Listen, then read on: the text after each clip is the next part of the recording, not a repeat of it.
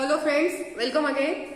In last lecture we will see the preparation, properties and structure of polynuclear metal carbonyl. Okay, now the last point of this chapter is remaining, that is the effective atomic number for polynuclear metal carbonyl and the 18 electron rule for the mononuclear metal carbonyl and the polynuclear metal carbonyl.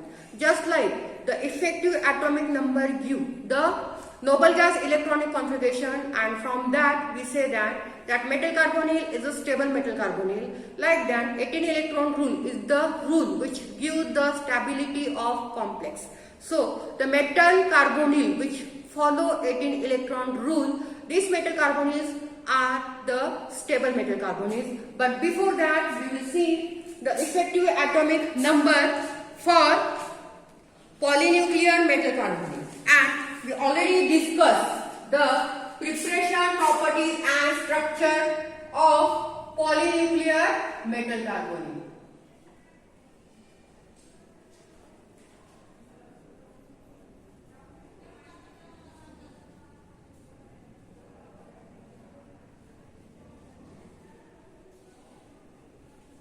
So these are the examples of polynuclear metal carbonyl, for which we have to find out the effective atomic number.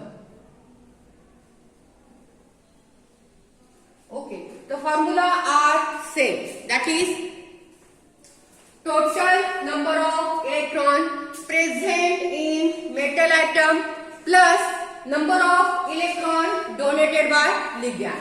So we will take the first example, that is Mn2CO10. Okay. Now in polynuclear metal carbonyl we know that more than one metal atom present, that may be 2, 3 or 4. Here 2 metal atoms are present. So electron from 2 manganese atom. So it is 2 into 25. Then ligand. Electron from 10 carbon monoxide ligand. So it is 2 into 10. It is 50. It is 20, and we know that all polynuclear metal carbonyl in which more than one metal atoms are present, that polynuclear metal carbonyl having metal-metal bond, and when we calculate effective atomic number for polynuclear metal carbonyl, the electron from metal-metal bond are also count. So electron from metal-metal bond, and we know that Mn2CO10, that is dimanganese decacarbonyl, having only one metal bond, and one metal bond donate 2 electrons. So 1 into 2, it is 2 divided by, addition is 50 plus 20, 70 plus 2, 72. Okay. Now there are 2 metal atoms, and इथे बघा आता आपल्याला पॉलिन्यूक्लियर metal carbonyl साठी effective atomic number काढायचा आहे. Formula तेच असणार आहे, फक्त पॉलिन्यूक्लियर मेटल कार्बोनिल मध्ये काय आहे की नंबर ऑफ मेटल जास्त आहेत. कुठे 2 आहेत, कुठे 3 आहेत, कुठे 4 आहेत. ठीक आहे. तर जेव्हा आपण पॉलिन्यूक्लियर मेटल कार्बोनिल साठी इफेक्टिव्ह ॲटॉमिक नंबर काढतो, ते जेवढे मेटल आहेत तेवढ्यांचे आपण इलेक्ट्रॉन घेणार, आणि जेवढे मेटल बॉन्ड प्रेझेंट आहेत, तर एक मेटल बॉन्ड किती 2 इलेक्ट्रॉन देतो, तर जेवढे मेटल बॉन्ड असतील तेवढे घ्यायचे, आणि जे नंबर ऑफ इलेक्ट्रॉन डोनेट करतात तेवढे घ्यायचे, त्यांची ऍडिशन करायची आणि डिवाइड. आता जेवढे मेटल असतील तेवढ्या मेटलसाठी आपल्याला इफेक्टिव्ह ॲटॉमिक नंबर काढावा लागतो. जी ऍडिशन आलेली आहे त्याला आपण काय करणार, divided by total number of metal. किती आहे 2. So it is equal to 36. That is the krypton. So it obeys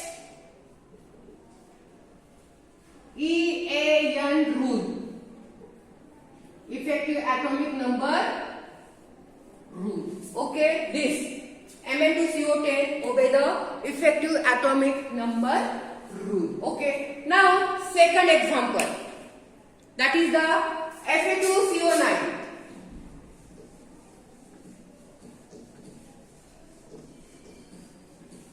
Fe2CO9. We know that atomic number of Fe is 26. Second example, Fe2CO9. किती Fe? 2. So, electron from 2 Fe atom. Okay, so it is 2 into 26. It is equal to 52. Okay. Then electron from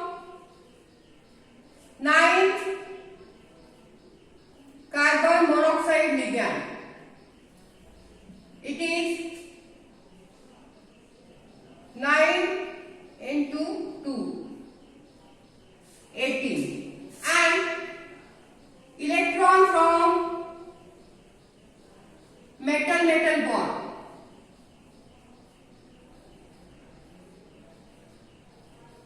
Okay, how many metal bonds are present in Fe2CO9? Only one metal bond is present. So it is 1 into 2. So 0, 2. Okay. So for Fe2CO9, first electron from 2 Fe atom, 2 into 26, that is 52. Then electron from 9 carbon monoxide ligand, it is 9 into 2, that is 18. Then electron from metal bond, and in Fe2CO9 only one metal bond is present. So 1 into 2 divided by, ठीक है, addition की क्या है 72. Then 72 divided by 2 metal है. Again it is equal to 36. That is the krypton. So it obey ENA rule. It obey ENA rule. Okay. So this is the second example in which Fe2CO9, each Fe having 36, that is the krypton, stable noble gas configuration. So this total metal carbonyl, that is Fe2CO9, obey the effective atomic number rule. Okay. Next, CO2COA.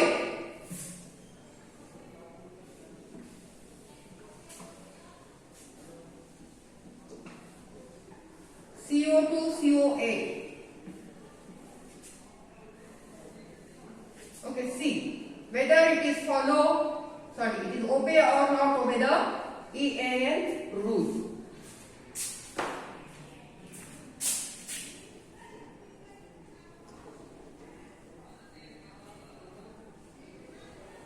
CO2COA.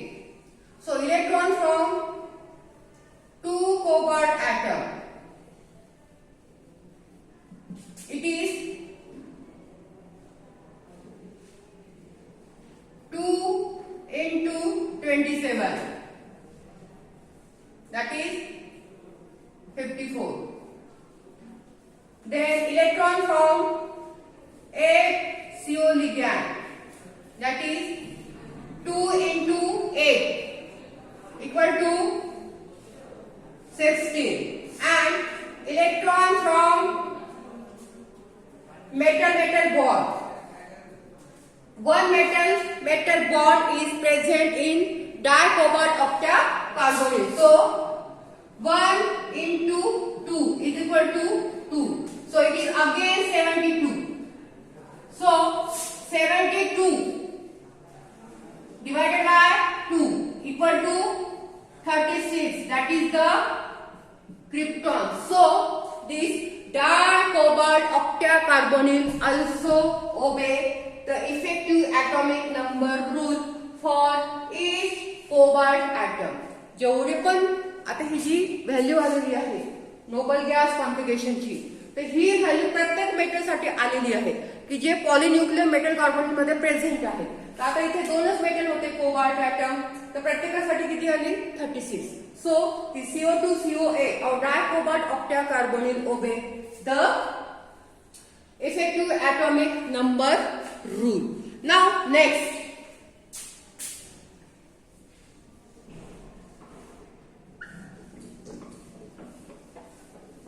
one more example I will take on.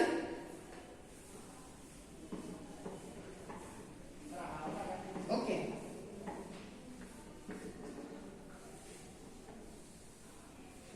That is CO2. Okay. We will take the last example.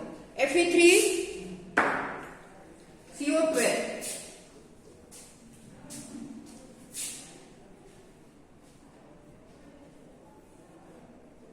Fe3 CO12. Okay. So electron from 3 Fe atom, that is 3 into 26, it is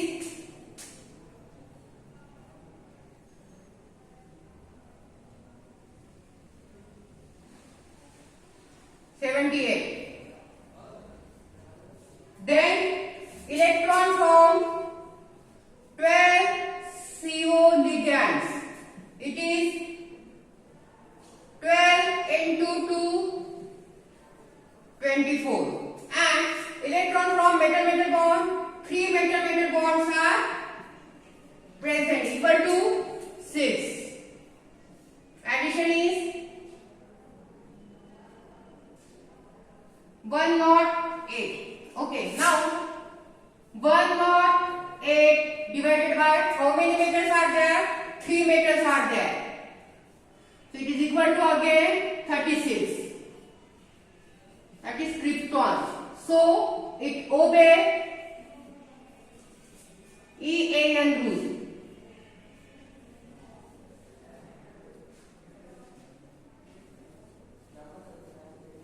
Okay. So it obeys the ENA rule. So this is the effective atomic number rule for polynuclear metal carbonyl. Only difference is that polynuclear metal carbonyl having more than one metal atom, and there is a metal-metal bond present between the metal, and that metal-metal bond electron also found in the effective atomic number. So this effective atomic number for mononuclear metal carbonyl are also over, and for polynuclear metal carbonyls are also over. Okay, in next lecture we will see the 18 electron rule. Okay, thank you so much for watching.